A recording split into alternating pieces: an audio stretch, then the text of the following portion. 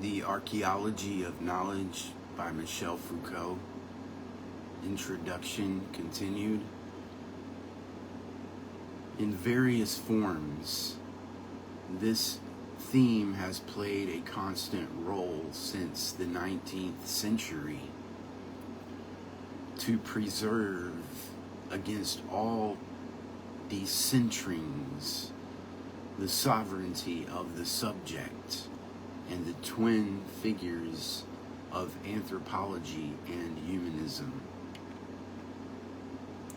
Against the decentring operated by Marx, by the historical analysis of the relations of production, economic determinations, and the class struggle, it gave place towards the end of the 19th century to the search for a total history in which all the differences of a society might be reduced to a single form, to the organization of a world view, to the establishment of a system of values, to a coherent type of civilization.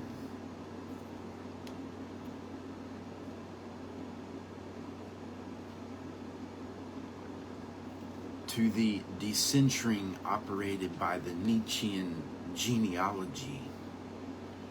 It opposed the search for an original foundation that would make rationality the telos of mankind, and link the whole history of thought to the preservation of this rationality, to the maintenance of this teleology, and to the ever necessary return to this foundation. Lastly, more recently, when the researches of psychoanalysis, linguistics, and ethnology have decentered the subject in relation to the laws of his desire, the forms of his language, the rules of his action, or the games of his mythical or fabulous discourse. When it became clear that man himself, questioned as to what he was, could not account for his sexuality and his unconscious.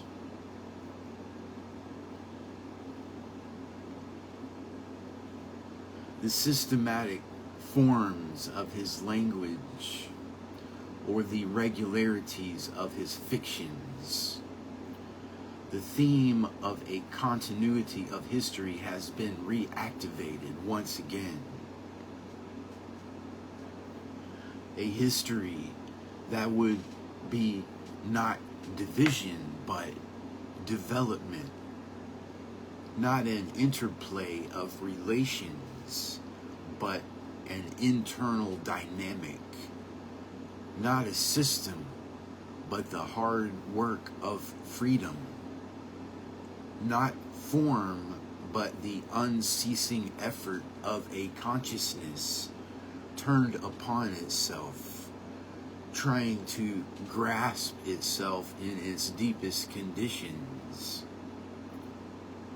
A history that would be both an act of long, uninterrupted patience and the vivacity of a movement which, in the end, breaks all bounds.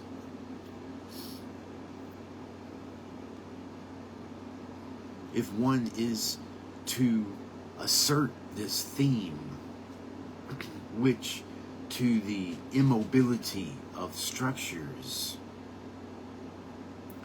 to their closed system, to their necessary synchrony, opposes the living openness of history.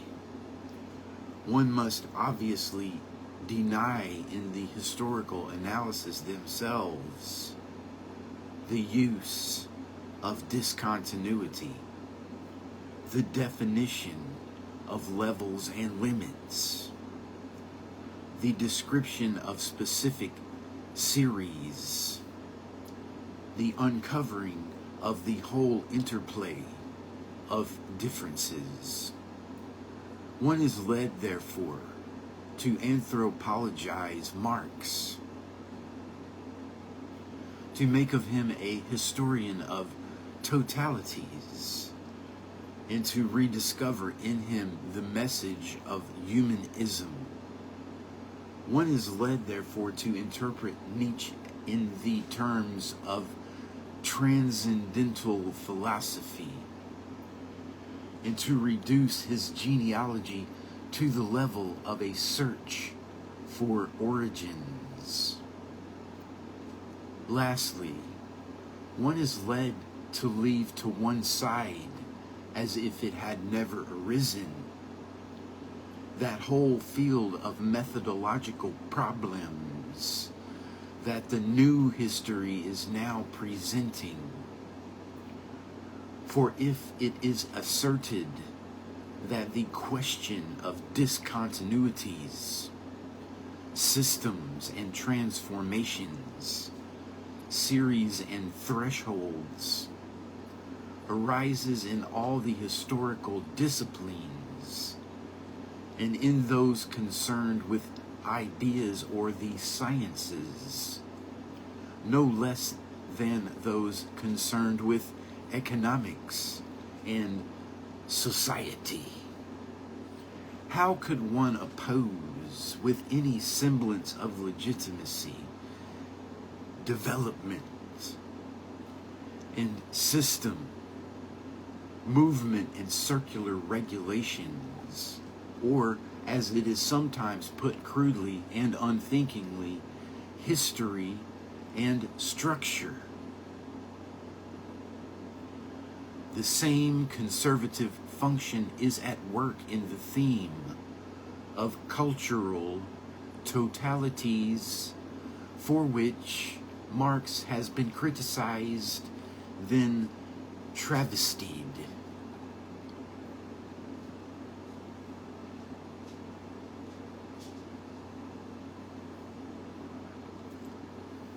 In the theme of a search for origins, which was opposed to Nietzsche before an attempt was made to transpose him into it,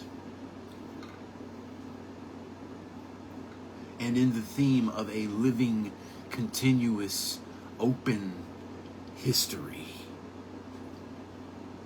the cry goes up that one is murdering history whenever, in a historical analysis, and especially if it is concerned with thought, ideas, or knowledge, one is seen to be using in too obvious a way the categories of discontinuity and difference, the notions of threshold, rupture, and transformation, the description of series and limits.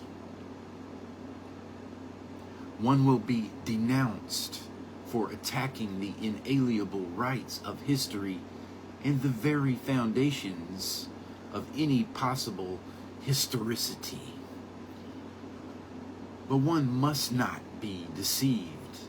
What is being bewailed with such vehemence is not the disappearance of history, but the eclipse of that form of history that was secretly but entirely related to the synthetic activity of the subject.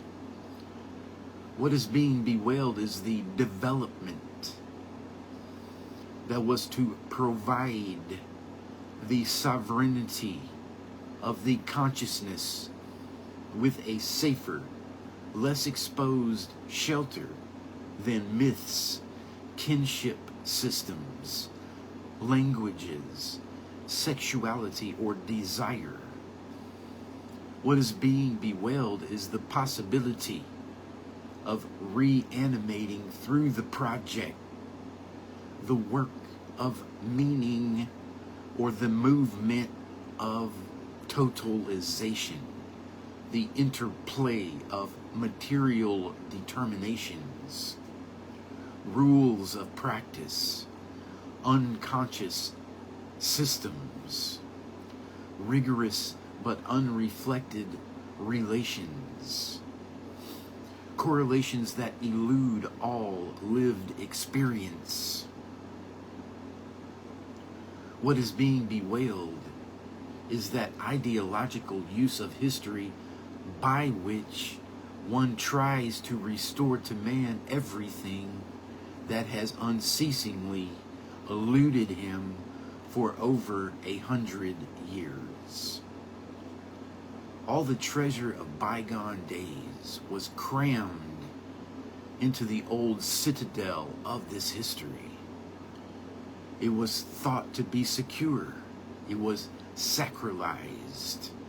It was made the last resting place of anthropological thought. It was even thought that its most inveterate enemies could be captured and turned into vigilant guardians. But the historians had long ago deserted the old fortress and gone to work elsewhere. It was realized that neither Marx nor Nietzsche were carrying out the guard duties that had been entrusted to them.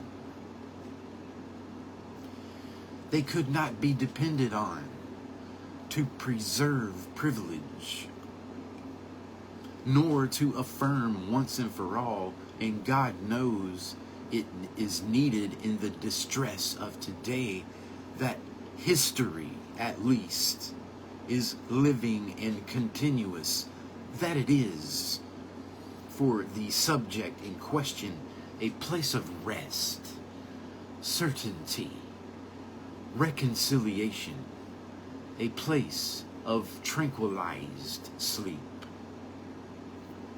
At this point, there emerges an enterprise of which my earlier books, Histoire de la Folie, Madness and Civilization, Naissance de la Clinique, and Les Mots et les Choses, The Order of Things, were a very imperfect sketch, an enterprise by which one tries to measure the mutations that operate in general in the field of history, and enterprise in which the methods, limits, and themes proper to the history of ideas are questioned.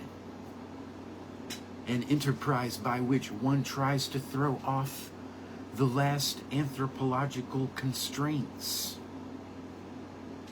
An enterprise that wishes in return to reveal how these constraints could come about.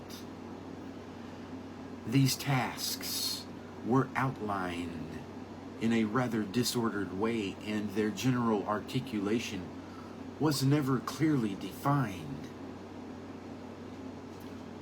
It was time that they were given greater coherence, or at least that an attempt was made to do so. This book is the result. In order to avoid misunderstanding, I should like to begin with a few observations. My aim is not to transfer to the field of history, and more particularly to the history of knowledge, a structuralist method that has proved valuable in other fields of analysis.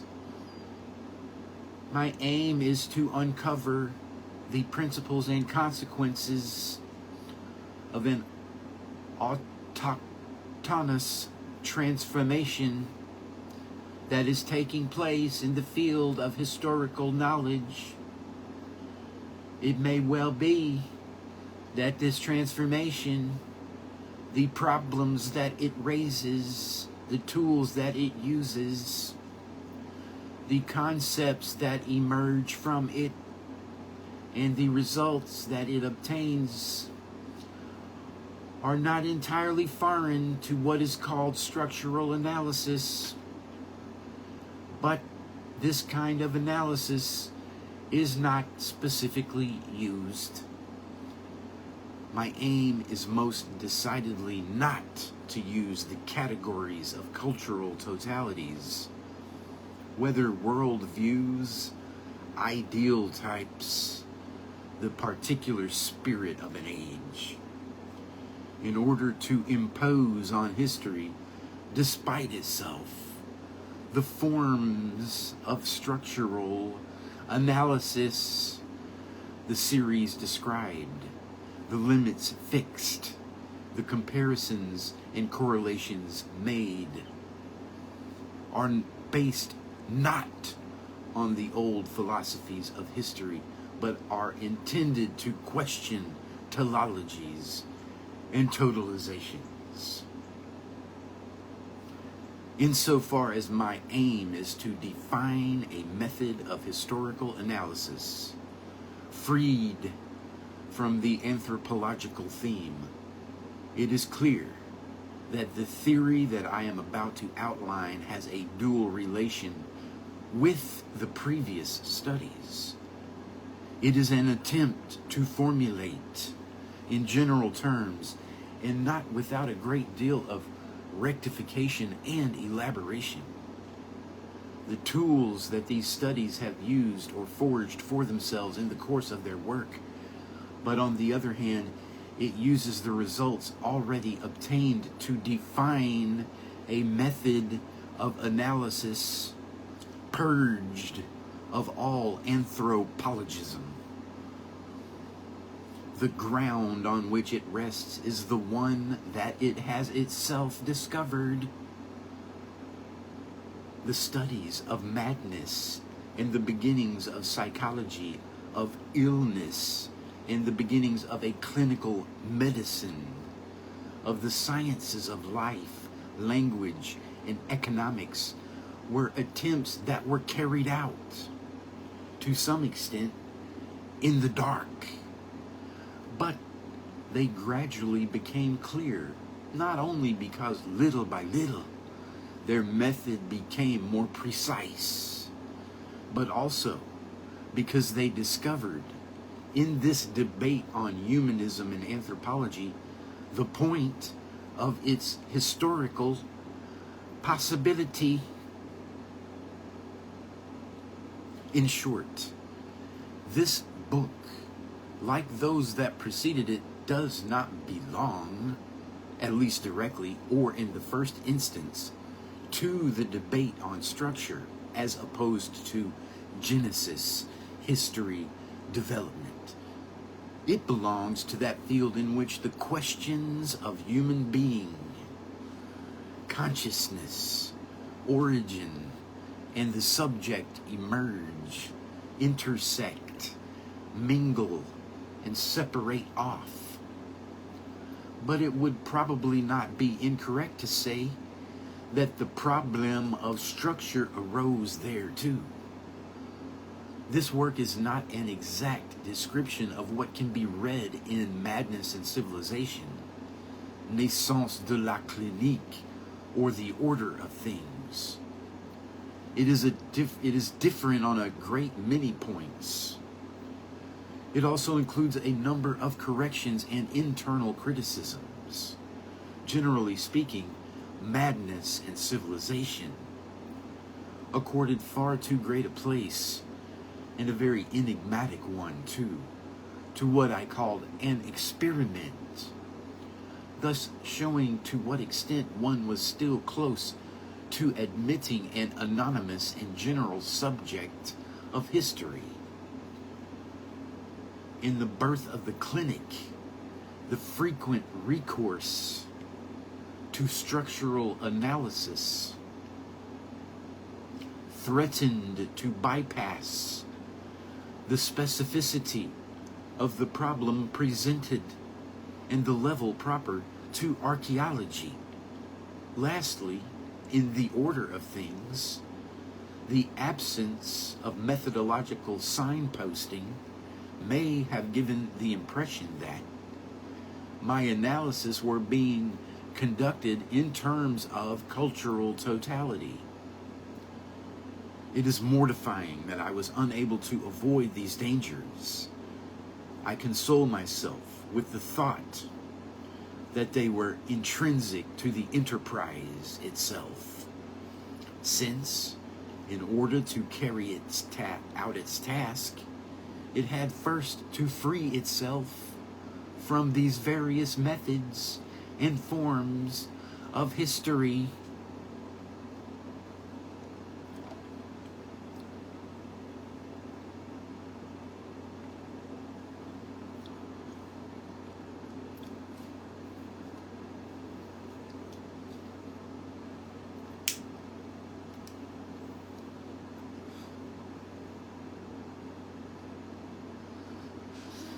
Moreover, without the questions that I was asked, without the difficulties that arose, without the objections that were made, I may never have gained so clear a view of the enterprise to which I am now inextricably linked.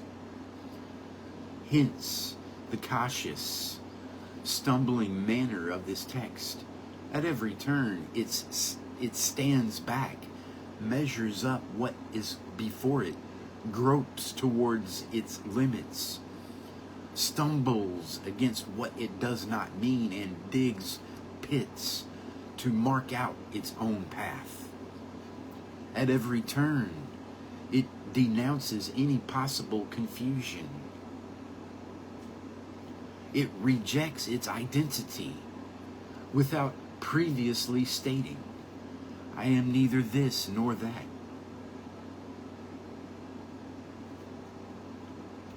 It is not critical most of the time. It is not a way of saying that everyone else is wrong.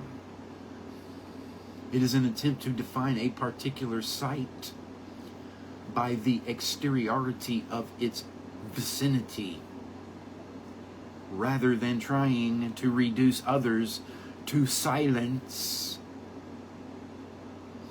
by claiming that what they say is worthless. I have tried to define this blank space from which I speak and which is slowly taking shape in a discourse that I still feel to be so precarious and so unsure. Aren't you sure of what you're saying? Are you going to change yet again? Shift your position according to the questions that are put to you and say that the objections are not really directed at the place from which you are speaking? Are you going to declare yet again that you have never been what you have been reproached with being? Are you already preparing the way out that will enable you in your next book to spring up somewhere else and declare, as you're now doing, no, I'm not where you are lying in wait for me, but over here, laughing at you? What do you imagine that I would take so much trouble and so much pleasure in writing? Do you think that I would keep so persistently to my task if I were not preparing with a rather shaky hand a labyrinth into which I can venture, in which I can move my discourse, opening up underground passages, forcing it to go far from itself, finding overhangs that reduce and deform its itinerary, in which I can lose myself and appear at last to eyes that I will never have to meet again? I am no doubt not the only one who writes in order to have no face. Do not ask who I am, and do not ask me to remain the same. Leave it to our bureaucrats and our police to see that our papers are in order. At least spare us their morality when we write.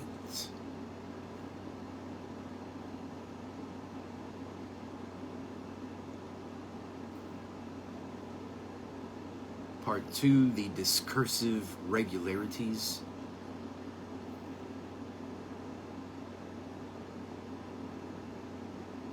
Chapter 1 of the Archeology of Knowledge, the unities of discourse. The use of concepts, discontinuity, rupture, threshold, limit, series, and transformation present all historical analysis, not only with questions of procedure, but with theoretical problems. It is these problems that will be studied here. The questions of procedure will be examined in later empirical studies, if the opportunity, the desire, and the courage to undertake them do not desert me. These theoretical problems, too, will be examined only in a particular field, in those disciplines so unsure of their frontiers and so vague in content that we call the history of ideas, or thought, or of science, or of knowledge.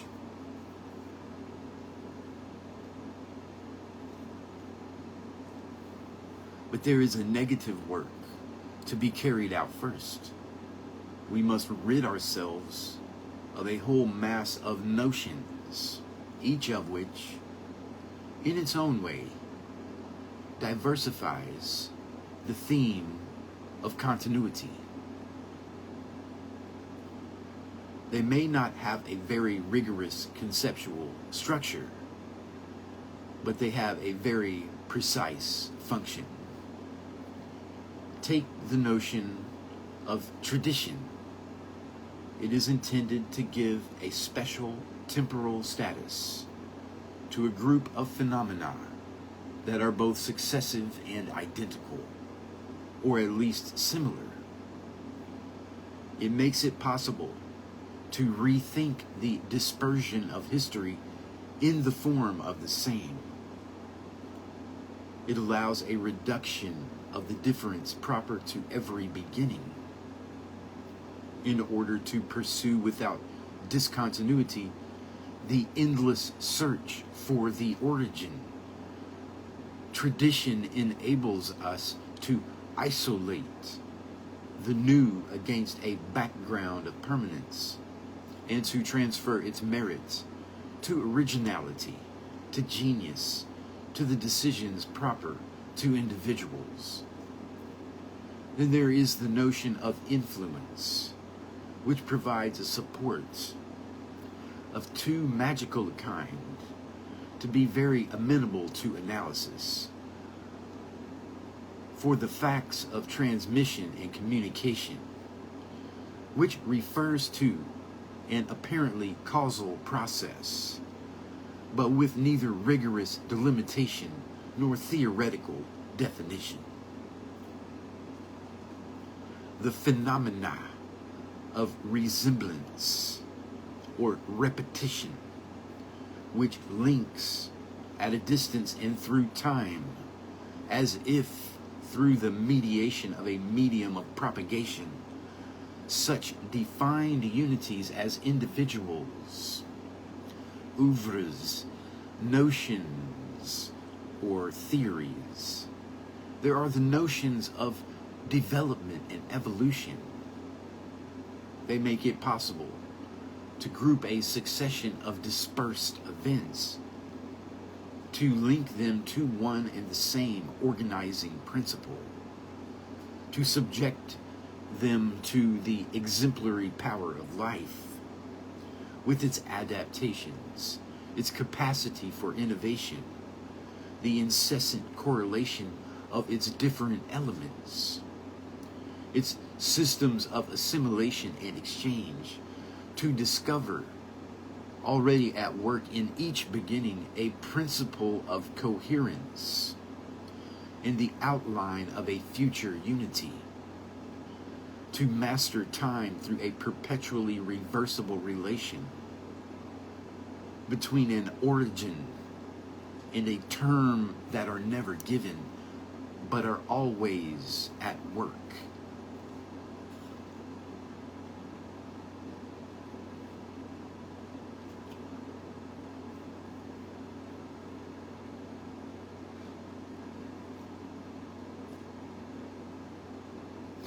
There is the notion of spirit, which enables us to establish between the simultaneous or successive phenomena of a given period a community of meanings, symbolic links, an interplay of resemblance and reflection, or which allows the sovereignty of collective consciousness to emerge as the principle of unity and explanation.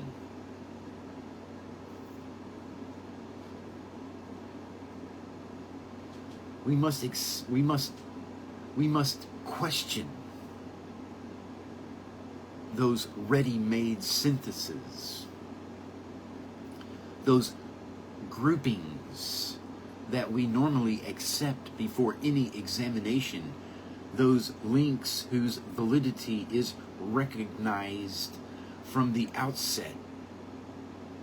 We must oust those forms and obscure forces by which we usually link the discourse of one man with that of another.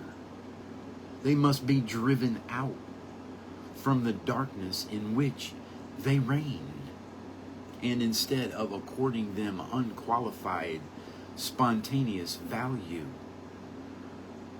we must accept, in the name of methodological rigor, that in the first instance they concern only a population of dispersed events.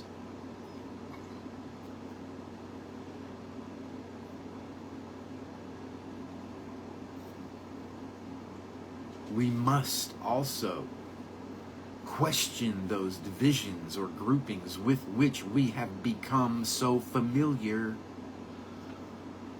Can one accept as such the distinction between the major types of discourse, or that between such forms or genres as science, literature, philosophy, religion, history, fiction, etc., and which tend to create certain great historical individualities? We are not even sure of ourselves when we use these distinctions in our own world of discourse, let alone when we are analyzing groups of statements which, when first formulated, were distributed, divided, and characterized in quite different ways. After all, literature and politics are recent categories which can be applied to medieval culture or even classical culture only by a retrospective hypothesis and by an interplay of formal analogies or semantic resemblances.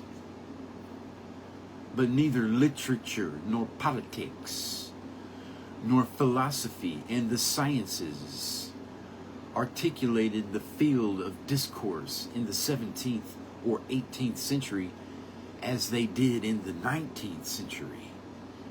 In any case, these divisions, whether our own or those contemporary with the discourse under examination, are always themselves reflexive categories, principles of classification, normative rules, institutionalized types. They, in turn, are facts of discourse that deserve to be analyzed beside others. Of course, they also have complex relations with each other, but they are not intrinsic, autochthonous, and universally recognizable characteristics. But the unities that must be suspended above all are those that emerge in the most immediate way, those of the book and the oeuvre. At first sight, it would seem that one could not abandon these unities without extreme artificiality. Are they not given in the most definite way? There is the material individualization of the book, which occupies a determined space, which has an economic value, and which itself indicates by a number of signs the limits of its beginning and its end. And there is the establishment of an oeuvre, which we recognize and delimit by attributing a certain number of texts to an author. And yet, as soon as one looks at the matter a little more closely, the difficulties begin. The material unity of the book? Question mark. Is this the same in the case of an anthology of poems? A collection of posthumous fragments? Des Sargu's Traité des Chroniques? Or a volume of Michel's Histoire de France? Is it the same in the case of Mallarmé's Un coup de dé, the trial of Gilles de Rais, Boutour's San Marco, or a Catholic missal? In other words, is not the material unity of the volume a weak accessory unity in relation to the discursive unity of which it is the support? But is this discursive unity itself homogeneous and uniformly applicable? A novel by Stendhal and a novel by Dostoevsky do not have the same relation of individuality as that between two novels belonging to Balzac's cycle La Comédie Humaine. And the relation between Balzac's novels is not the same as that existing between Joyce's Ulysses and the Odyssey. The frontiers of a book are never clear-cut.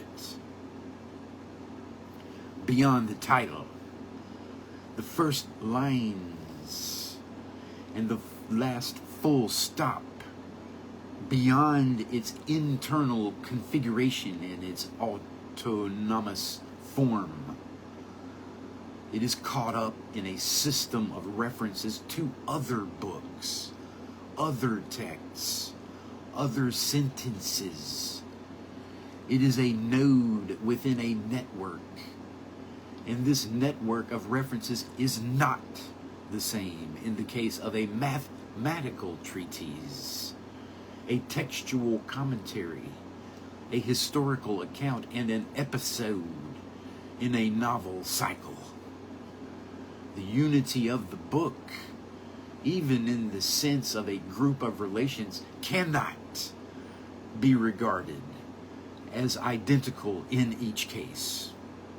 The book is not simply the object that one holds in one's hands, and it cannot remain within the little parallel pipe that contains it. Its unity is variable and relative. As soon as one questions that unity, it loses its self-confidence. It indicates itself, constructs itself only on the basis of a complex field of discourse.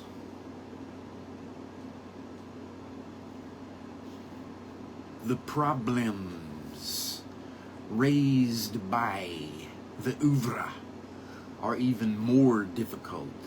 Yet, at first sight, what could be more simple? A collection of texts that can be designated by the sign of a proper name. But this designation, even leaving to one side problems of attribution, is not a homogeneous function. Does the name of an author designate in the same way a text that he has published under his name? A text that he has presented under a pseudonym? Another found after his death in the form of an unfinished draft? And another that is merely a collection of jottings, a notebook? The establishment of a complete oeuvre presupposes a number of choices that are difficult to justify or even to formulate.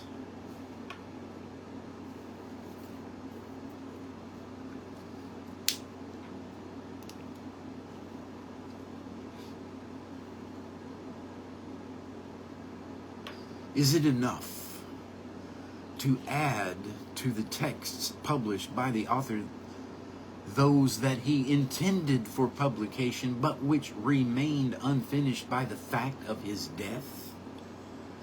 Should one also include all his sketches and first drafts with all their corrections and crossings out? Should one add sketches that he himself abandoned? And what status should be given to letters, notes, reported conversations, transcriptions of what he said, made by those present at the time? In short, to that vast mass of verbal traces left by an individual at his death, and which speak in an endless confusion so many different languages.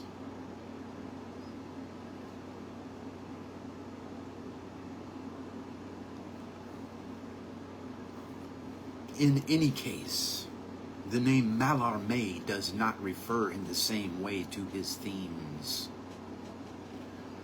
Translation exercises from French into English. His translations of Edgar Allan Poe, his poems and his replies to questionnaires. Similarly, the same relation does not exist between this name Nietzsche on the one hand and the youthful autobiographies, the scholastic dissertations, the philological articles Zarathustra, Ecce Homo, the letters, the last postcards signed Dionysos or Kaiser Nietzsche, and the innumerable notebooks with their jumble of laundry bills and sketches for aphorisms. In fact, if one speaks so undiscriminately and unreflectingly of an author's oeuvre, it is because one imagines it to be defined by a certain expressive function.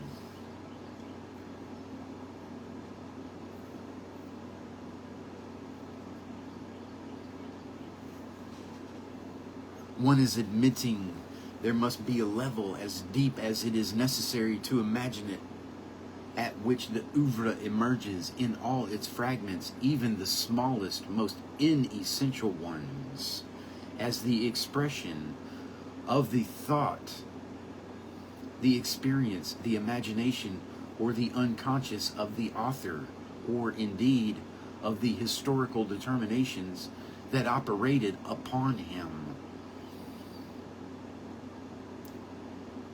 But it is at once apparent that such a unity, far from being given immediately, is the result of an operation.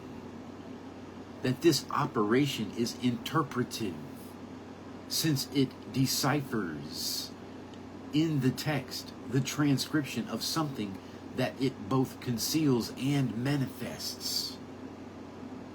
And that the operation that determines the opus in its unity, and consequently the oeuvre itself, will not be the same in the case of the author of Le Théâtre et son double Artaud, and the author of Tractatus Wittgenstein. And therefore, when one speaks of an oeuvre in each case, one is using the word in a different sense. The oeuvre can be regarded neither as an immediate unity, nor as a certain unity, nor as a homogeneous unity.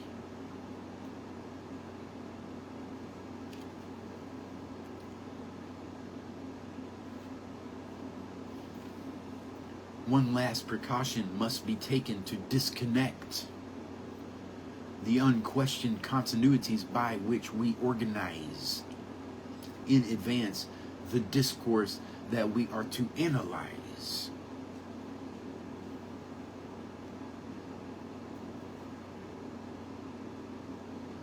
We must renounce two linked but opposite themes. The first involves a wish that it should never be possible to assign, in the order of discourse, the eruption of a real event. That beyond any apparent beginning, there is always a secret origin, so secret and so fundamental that it can never be quite grasped in itself.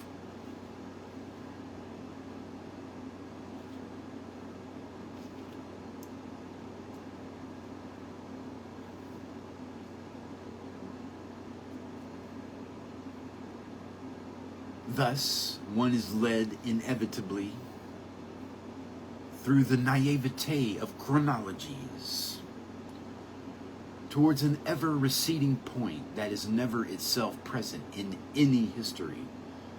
This point is merely its own void. And from that point, all beginnings can never be more than recommencements or occultation in one and the same gesture, this and that. To this theme is connected another, according to which all manifest discourse is secretly based on an already said.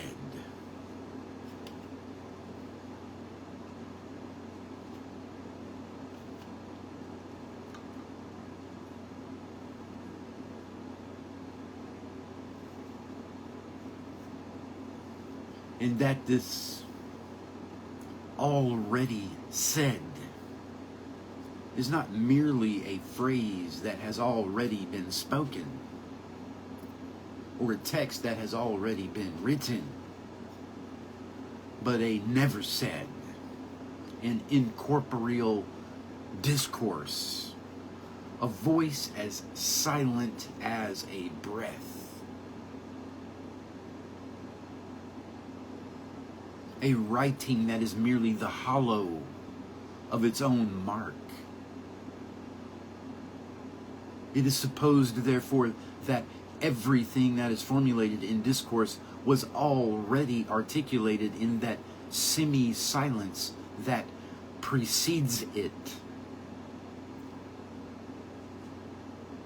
which continues to run obstinately beneath it,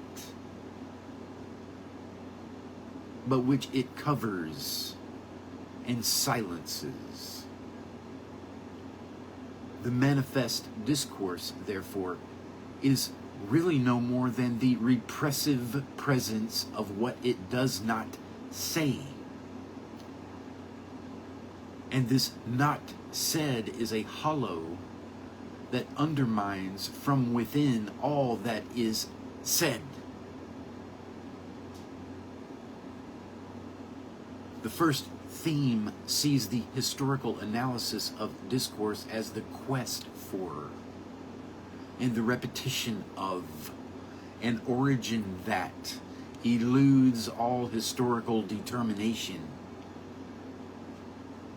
The second sees it as the interpretation of hearing of an already said, that is this at the same time a not said.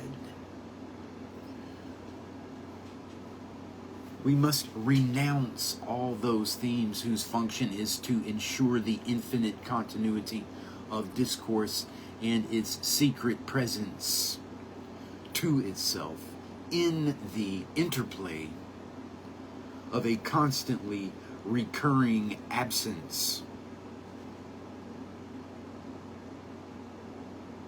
We must be ready to receive every moment of discourse in its sudden eruption,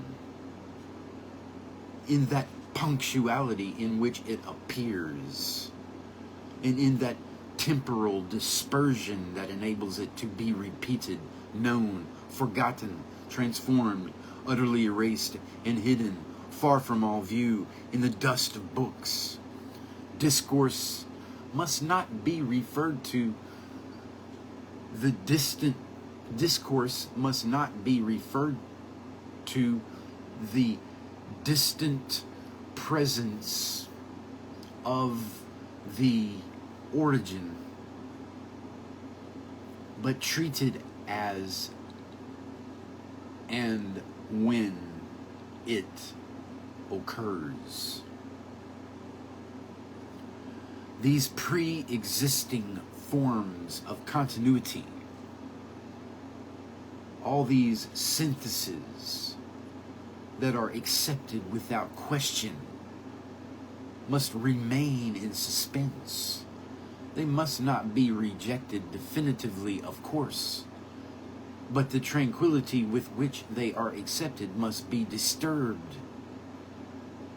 We must show that they do not come about of themselves, but are always the result of a construction, the rules of which must be known, and the justifications of which must be scrutinized. We must define in what conditions and in view of which analysis certain of them are legitimate, and we must indicate which of them can never be accepted in any circumstances.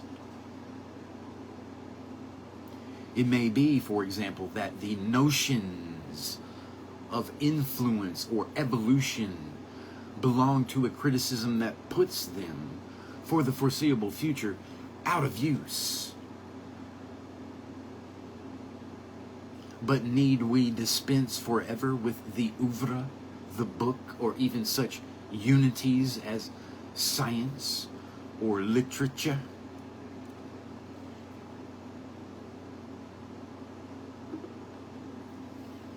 Should we regard them as illusions, illegitimate constructions, or ill-acquired results? Should we never make use of them, even as a temporary support, and never provide them with a definition? What we must do, in fact, is to tear away from them their virtual self-evidence, and to free the problems that they pose, to recognize that they are not the tranquil locus on the basis of which other questions concerning their structure, coherence, systematicity, transformations may be posed, but that they themselves pose a whole cluster of questions. What are they? How can they be defined or limited? What distinct types of laws can they obey? What articulation are they capable of? What subgroups can they give rise to? What specific phenomena do they reveal in the field of discourse? We must recognize that they may not, in the last resort, be what they seem at first sight. In short, that they require a theory, and that this theory cannot be constructed unless the field of the facts of discourse on the basis of which those facts are built up appears in its non-synthetic purity.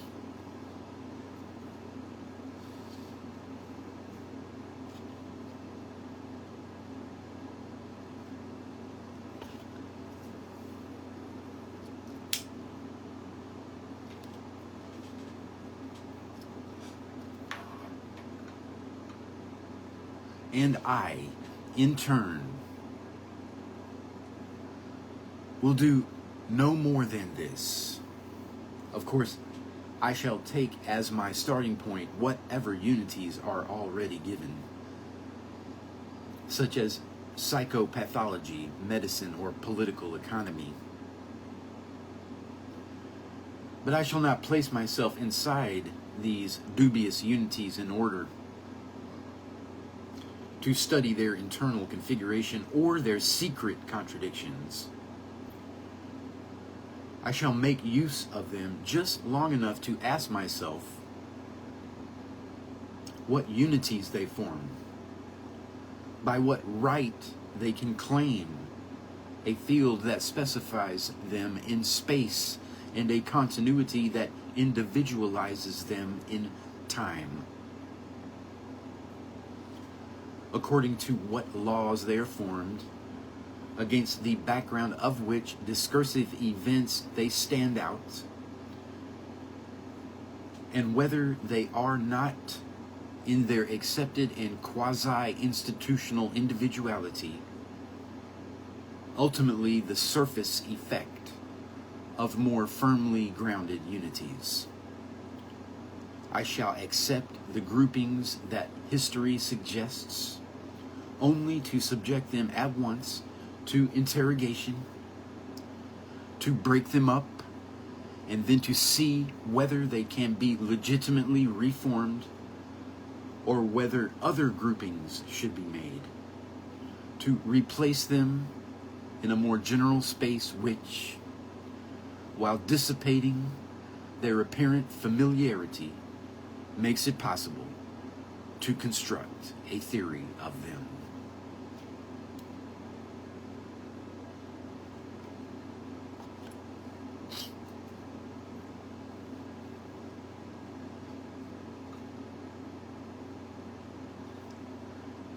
Once these immediate forms of continuity are suspended,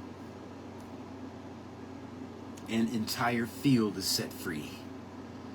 A vast field, but one that can be defined nonetheless. This field is made up of the totality of all effective statements, whether spoken or written, in their dispersion as events, and in the occurrence that is proper to them. Before approaching with any degree of certainty a science or novels or political speeches or the oeuvre of an author or even a single book, the material with which one is dealing is in its raw, neutral state a population of events in the space of discourse in general. One is led, therefore, to the project of a pure description of discursive events as the horizon for the search for the unities that form within it.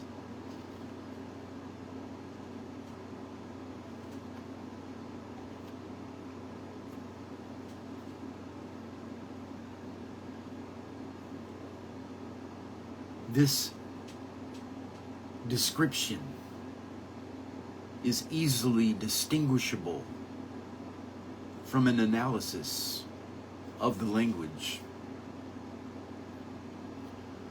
Of course, a linguistic system can be established unless it is constructed artificially, only by using a corpus of statements or a collection of discursive facts. But we must then define, on the basis of this grouping, which has value as a sample, rules that make it possible to construct other statements than these. Even if it has long since disappeared, even if it is no longer spoken, and can be reconstructed only on the basis of rare fragments, a language is still a system for possible statements. A finite body of rules that authorizes an infinite number of performances. The field of discursive events, on the other hand, is a grouping that is always finite and limited at any moment to the linguistic sequences that have been formulated. They may be innumerable. They may, in sheer size, exceed the capacities of recording, memory, or reading. Nevertheless, they form a finite grouping. The question posed by language analysis of some discursive fact or other is always, according to what rules has a particular statement been made, and consequently according to what rules could other similar statements be made. The description of the events of discourse poses a quite different question. How is it that one particular statement appeared rather than another?